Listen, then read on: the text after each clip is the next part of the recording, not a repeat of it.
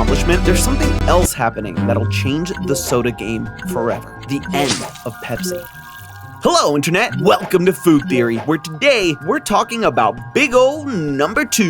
Yeah, I just heard it. I'm rolling with it. Dr. Pepper has become the second best-selling soda in the country, knocking Pepsi down to number 3 and changing the hierarchy of power in the sodaverse for the first time in 30 years. See, Mr. LaRock, this is how you actually do it. It's a classic underdog story. Dr. Pepper is the oldest major soft drink brand and was counted out, not even cracking the top 5 in the early 2000s. But it decided enough is enough, and over the years has been climbing the ranks. It's been doling out prescriptions for pain, and now only Coke stands in its way. But it's not just a plucky attitude and their 23 flavors that got Dr. Pepper to where it is today. This shift happened because Pepsi has been falling down the ladder for years. So stick around, because by the end of this episode, I'll prove to you that this shift in the rankings is the beginning of the end for Pepsi. Let's talk about the rankings real quick so we're all on the same page. What everyone's talking about here is market share percentage. Basically, of all soft drinks sold in the US, what percentage of that was Dr. Pepper or Coke or whatever. Also, these numbers are specifically referring to the individual drinks from all these companies. So this doesn't mean that Keurig Dr. Pepper as a company has passed PepsiCo. In that sense, it's still pretty comfortably in the lead. It's also limited to sales in the US because, again, globally, Coca-Cola and PepsiCo dominate. And it's not even close. Don't get it twisted though. This shakeup is still impressive as heck, because sodas on the whole are on the decline and have been for the last 20 years. So the fact that Dr. Pepper has been able to climb is an accomplishment in and of itself, let alone the fact that it was able to go from 6th place in the early 2000s to 2nd place now. That's not all there is to it though. Sure, Dr. Pepper has been able to snag a couple of percentage points in the market over the years, but what's nuts is that in the same amount of time, Pepsi has lost over 5% of its share, from 13 to just above 8. To put that in perspective for you, Coke and Diet Coke are the other two in the top 5 that have gone down over the years, and they've both only lost 1%. So where did it all go so wrong for Pepsi? We've already talked pretty extensively about the history of Pepsi over on our video about the $1 logo, but TLDW, Pepsi's whole angle in the cola wars against Coke was to leverage themselves as a cool, hip, young person's cola. Unlike Coke, which was for the lame, broken, hip, old people. That's essentially why they've undergone so many revamps and changes over the years, all in an effort to make sure that they stay number,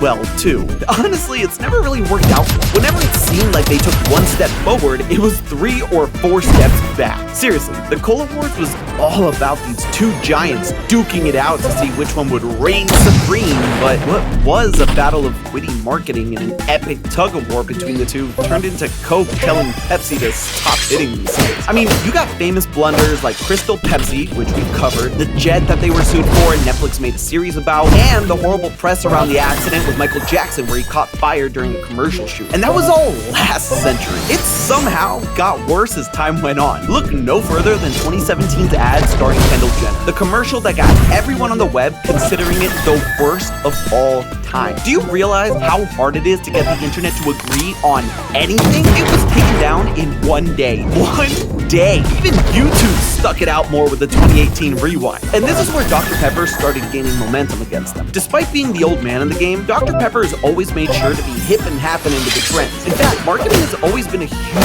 strength of the company. Their slogans dating back to the 70s were always a hit. And when the age of social media came around, they did everything they could to stay ahead of the curve. And if you want to stay ahead of the curve, the only way to do that is by checking out our sponsor for today's video, NordVPN. Seriously, if you're just relying on the power of optimism to help you surf the web instead of a VPN like Nord, I guarantee you'll have about as good a time as Pepsi's having. You may know that it lets you switch up your IP address by connecting to one of thousands of their secure VPN servers around the globe so that you can instantly access websites and videos that are region locked, but it does so much more than that. Let me tell you, when I'm doing research for all these videos, I try and find information anywhere and everywhere I can.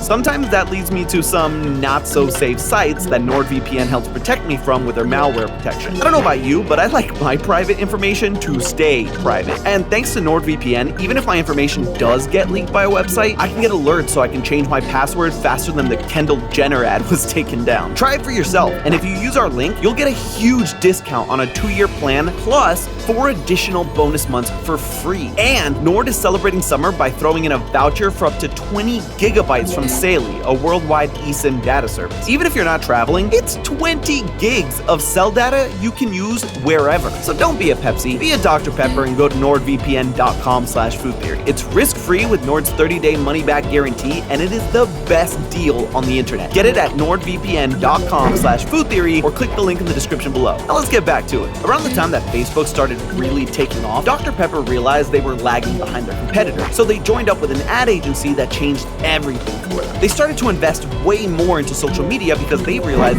that's where most of their consumers spent their time. They have an entire brand newsroom where employees' sole jobs are to sift through social media and see what they can capitalize on, from opportunities for marketing to things that did or didn't resonate with consumers. Unlike PepsiCo and Coca-Cola, which both use in-house marketing teams like most global companies, Dr. Pepper can contribute to trends in real time with their ad agency, as opposed to needing 1,000 meetings to make a joke on a moment that's already passed. Even taking the latest trend to go viral as an example, the pickled Dr. Pepper, they were quick to respond and make their own TikTok to capitalize on the moment and connect with their audience. And this isn't just me talking. Consumers view Dr. Pepper as having a brighter future because of how well they're able to adapt and stay up to date with trends. Meanwhile, Pepsi, the supposed brand for the young generation, is doing collabs with the hottest celeb chef of 2008, Bobby Flay.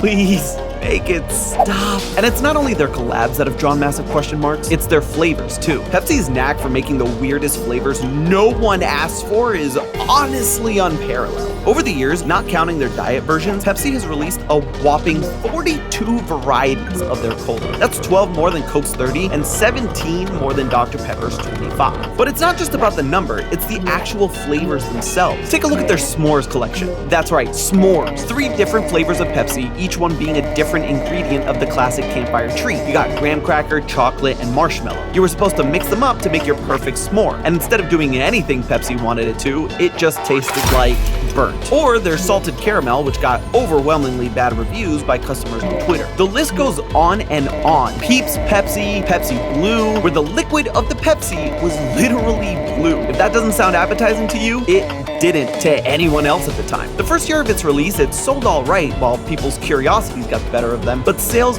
plummeted and it became one of Pepsi's biggest flops. Their problem is they throw everything at the wall to see what sticks without thinking about why they're doing it. Despite centering their whole identity around the younger generation, their flavors come across completely tone deaf to what their audience actually wants. This is where Dr. Pepper and Coke succeeded, and yet again, where Pepsi failed. Take the Coca-Cola creations as an example of how to do it right. When they launched in 2022, the mission of these creations was to use technology and pop culture to rope in an audience that's fallen off the sugary soda craze. They let people make AR emojis, used artists from this decade like Marshmello and Rosalia, and even gave them a taste of what experience points in games taste like. Granted, it was League of Legends XP, so it was a bit salty, but clearly it worked for them because it generated $100 million in their first year. Dr. Pepper has been one-upping everyone with their flavors. Their newest one, strawberries and cream, made them over $300 million in sales last year. But more than sales, it's where those sales are coming from. The flavor was a collaboration with rapper Young Gravy. Coming from the SoundCloud era of the genre, Mr. Gravy is a social media hit with Gen Z. The TikTok announcing the collab got over 25 million views, and the flavor itself spread like wildfire. We're doing the new Dr. Pepper strawberries and cream because it's just good by itself. Today we're trying Dr. Pepper strawberries and cream. That seems to be a strawberry cream pie. Both Coca-Cola and Dr. Pepper went into it with a clear understanding of the audience they wanted to reach. They knew how to appeal to them, and the sales reflected. All of this while Pepsi was spending $1 million to make their new logo look like their old one. Really, what this boils down to is brand identity. Coke and Dr. Pepper haven't needed to switch up their look because they've zeroed in on who they're selling to. Coke is so far in the lead when it comes to this race, it's more drink us or don't, your loss, while Dr. Pepper has built their marketing around their drink. It's all about their unique and versatile 23 flavors, so they sell themselves as just that, a unique experience for a young consumer looking to mix things up, and everything they do is in service of that. Hop on quick to social media trends, bring out flavors their customers actually want, and even sponsor college football so that students are exposed to their brand from every angle. And Pepsi just gets hit with hesitation and mockery more often than not with their moves. It just can't catch a break. The entire company can't catch a break. This entire time, we've been talking about Pepsi Cola, but all of Pepsi Co.'s beverages have been taking a beating too. Gatorade, for example, has been the dominant brand in the sports drink field for, well, ever. But now, Prime is starting to catch up and take over more of the market. This year, it topped Gatorade as Walmart's most sold hydration.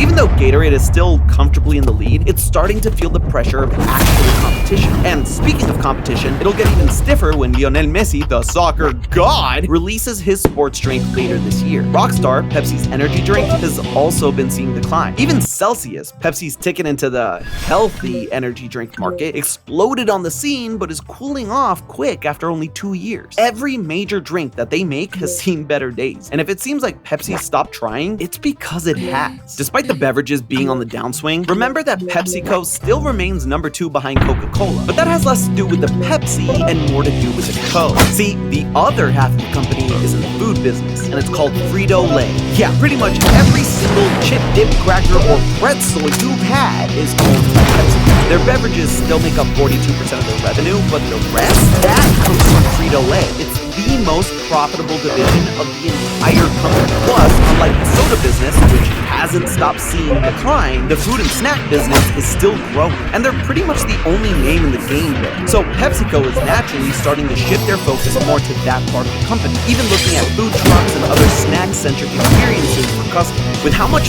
money Frito-Lay brings in, it makes sense that they would start to invest less in the beverages that are being hit with stiff competition and a declining industry. What we're seeing with Pepsi and Dr. Pepper may be the first step in a long line of PepsiCo quietly bowing out of the cola wars and just coasting by on whatever they end up with in that market. Same with Gatorade and their other beverages. And they're not too worried because meanwhile they keep dominating a more profitable and growing industry. So now you know why Dr. Pepper's victory spells the end for Pepsi, because for once it seems like they're getting out of their own way. It'll still be around, obviously, it's still half of the name after all. Well, for now. Who knows, maybe in 10 years we'll have to get used to calling it Frito-Co instead of PepsiCo. But hey, that's just a theory. A food theory. Bon appetit. If you like this video and want to see more, make sure to go check out our video on Pepsi's logo or our episode on their name. Yeah, a Pepsi name. And I'll see you next week.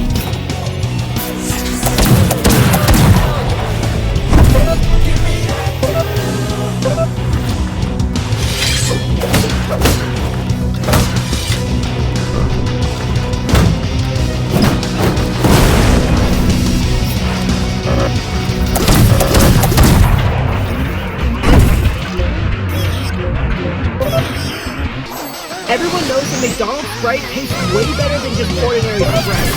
So what is the secret to McDonald's soda fountains? It's a great question that's been circulating around the internet for the last 5 years.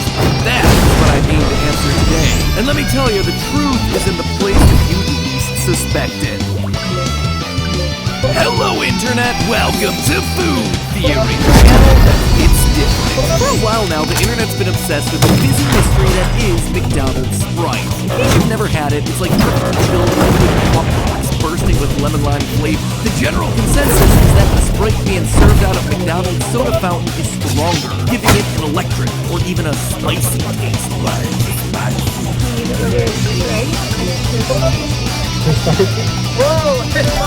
Others have said that this stuff is so powerful it could probably fry fish.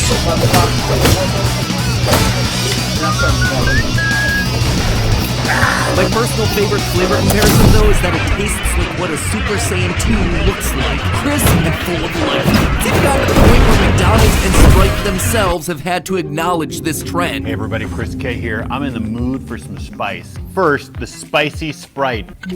That's spicy. But obviously, the next question that everyone has on their mind is, what exactly makes the drink so explosive, so good, so crisp? Well, the internet has plenty of theories. Food theories, trying to answer exactly that. In general, the guesses circulating the internet boil down to 4 key factors. The first is that the Sprite syrup getting shipped to the restaurants gets special treatment due to a long-standing partnership between Coke and McDonald's. Coke sends syrup in plastic bags to other restaurants and stores. They send the syrup to McDonald's in stainless steel containers. The second theory is that the carbonation levels are just higher at McDonald's. So you get more carbonation, that's why it burns your nose. Third is that the Sprite is extra sweet to better combat the saltiness of McDonald's fries. McDonald's hired a sensory scientist, and he found out that the salt that they use in their fries enhances the flavor of the Sprite. And finally, some have thrown all of that other stuff away and said that there's no difference, but rather everything's the result of McDonald's having a larger straw. Apparently the straw is bigger, so you get more flavor in your mouth. Okay, this one's definitely bad, bro. Who even writes this? So today we're putting this debate to rest once and for all by digging into the facts and then running our own battery of scientific tests. Why is McDonald's Sprite so different? Is it different? Or is this just a self-fulfilling prophecy started by the internet hype machine that now everyone just implicitly believes? Get ready, purists. Today we obey our thirst, but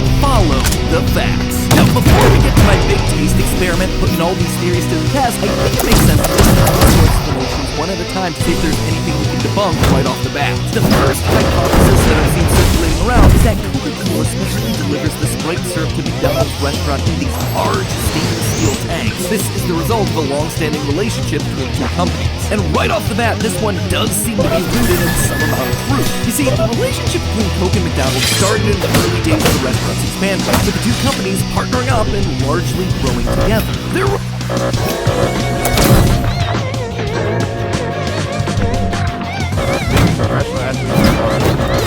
training and schedule.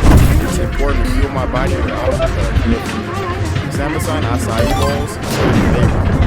Integrated fuel, adding my favorite toppings, both of my pre-workout snack, keeping all my